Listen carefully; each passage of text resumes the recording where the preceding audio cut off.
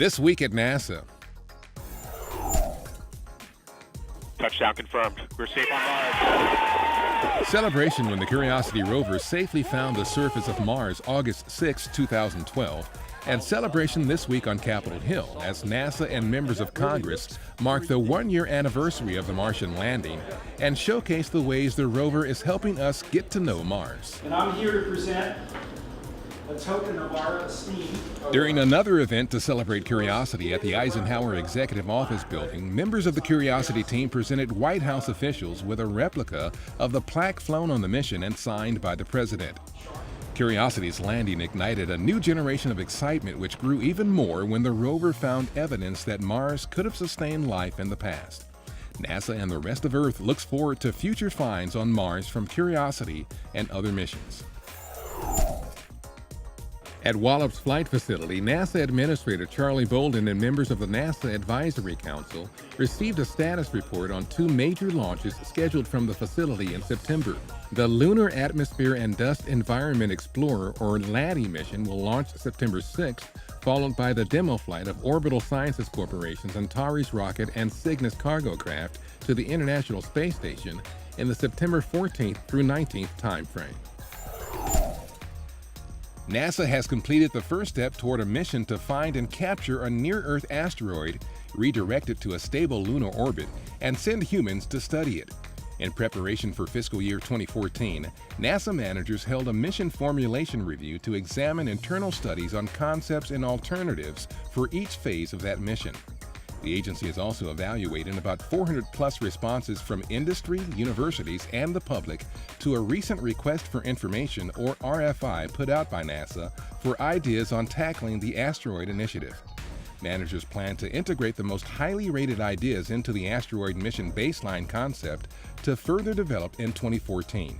The asteroid mission is one step in NASA's strategy to send humans to Mars in the 2030s. So this is Lucas' helmet.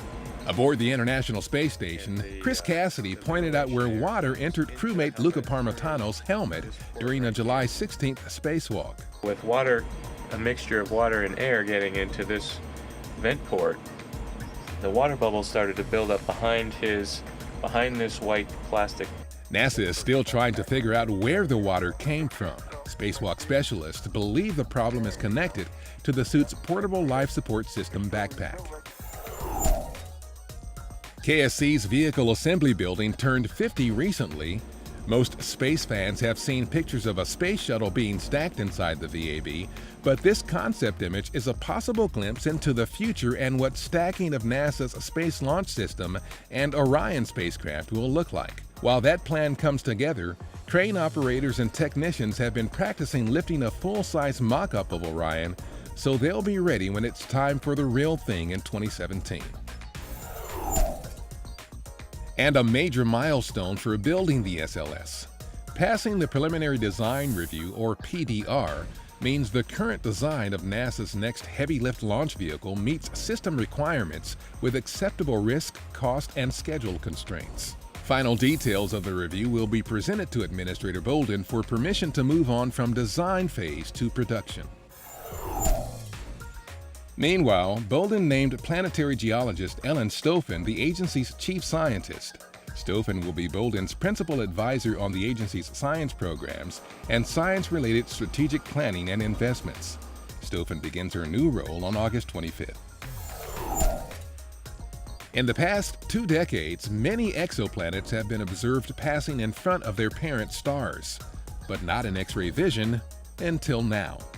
Thanks to the extraordinary alignment of planet HD 189733b and its parent star 63 light-years from Earth, the Chandra X-ray Observatory was able to capture the first ever X-ray pictures of a planet eclipsing its sun.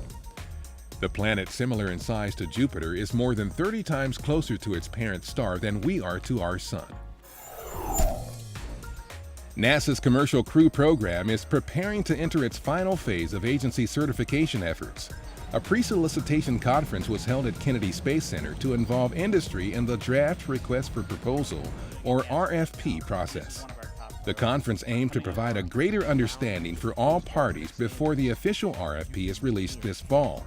The Commercial Crew Transportation Capability contract will include a commercial company completing at least one crewed flight test to the International Space Station.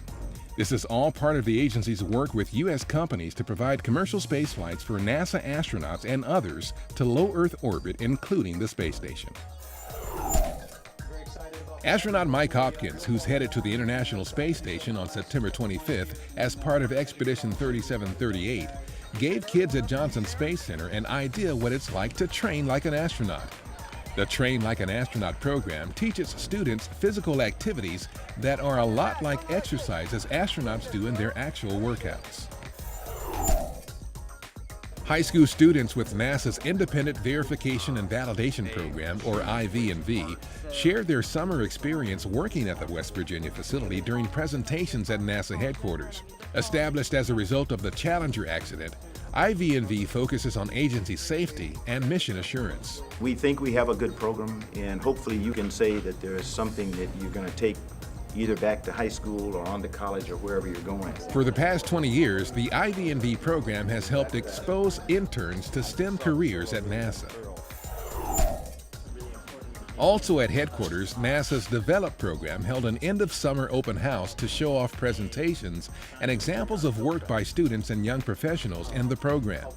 Develop lets participants use NASA Earth observations to address community concerns and public policy issues. For more information on NASA's Develop program, visit http://develop.larc.nasa.gov. And August 5th is the date the late, great Neil Armstrong was born 83 years ago in Wapakoneta, Ohio. The famed test pilot and NASA astronaut became the first person to walk on the moon in July 1969 during the Apollo 11 mission. We lost Neil last August, but what he did and the person he was continues to inspire and set the standard for those who follow him. No one, but no one could have accepted the responsibility of his remarkable accomplishment with more dignity and more grace than Neil Armstrong. And that's This Week at NASA. For more on these and other stories, or to follow us on Facebook, iTunes, and other social media, log on to www.nasa.gov.